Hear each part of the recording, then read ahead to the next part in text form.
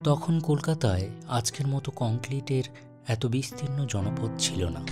অষ্টাদশ শতকের শুরুর দিকে এটি ছিল জলাজমি এবং ৩টি গ্রামের এক কুহেলিকা, যা ইংরেজ বণিকদের বাণিজ্যের ক্ষেত্র। কিন্তু সেই ইউরোপীয় বণিক, সেনা ও কর্মচারীদের জন্য প্রয়োজন ছিল নিজেদের মতো স্বাস্থ্যসেবা, আর এই প্রয়োজন থেকেই জন্ম নিয়েছিল কলকাতার প্রথম প্রাতিষ্ঠানিক হাসপাতাল। এই গল্পের শুরু ১৭০৭ সাল নাগাদ, যখন ফোর্ট উইলিয়াম কাউন্সিল একটি ছোট হাসপাতাল নির্মাণের সিদ্ধান্ত নেয়। সেটি আজকের গেইলস্টেইন প্লেস অঞ্চলে পুরনো কেল্লার চত্বরে গড়ে উঠেছিল, কিন্তু সেটি ছিল নিতান্তই একটি ছোটোখাটো আশ্রয়, যা কেবল ব্রিটিশ কর্মীদের জরুরি চিকিৎসার জন্য ব্যবহৃত হতো। তবে ইতিহাসের পাতায় যে হাসপাতালটি কলকাতার প্রথম পূর্ণাঙ্গ চিকিৎসা প্রতিষ্ঠান হিসেবে পরিচিতি লাভ করে, সেটি হলো প্রেসিডেন্সি জেনারেল হাসপাতাল। ১৭৭০ সাল নাগাদ ইংরেজ কর্তৃপক্ষ আলিপুরের কাছে লোয়ার সার্কুলার রোডে, বর্তমানে এজেসি বোস রোডে, একটি বিশাল বাগানবাড়ি কিনে সেটিকে একটি পূর্ণাঙ্গ হাসপাতালের রূপে প্রতিষ্ঠা করে। সাদা দেওয়ালের এই হাসপাতালটি প্রথম দিকে সম্পূর্ণভাবে ইউরোপীয়দের জন্য সংরক্ষিত ছিল।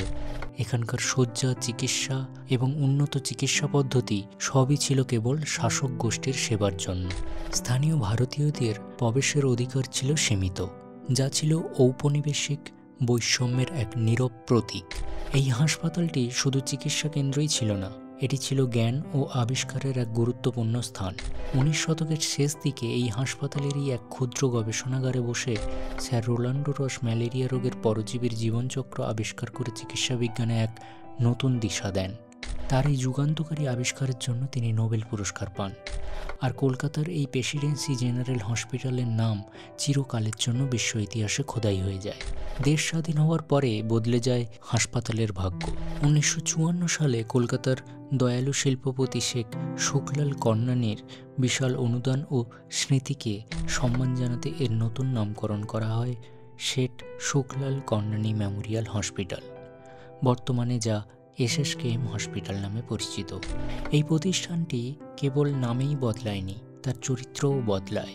১৯৫৭ সালে এটি পূর্ব ভারতের প্রথম পোস্ট গ্র্যাজুয়েট মেডিকেল শিক্ষা ও গবেষণা কেন্দ্র হিসাবে নবজন্ম নেয়। এইভাবেই একসময় যা ছিল কেবল সাহেবদের চিকিৎসালয়, তা রূপান্তরিত হয় সাধারণ মানুষের সেবায় নিয়োজিত এক ময়ূরী, যা আজও কলকাতার স্বাস্থ্য ও চিকিৎসা শিক্ষার প্রধান স্তম্ভ হয়ে দাঁড়িয়ে আছে।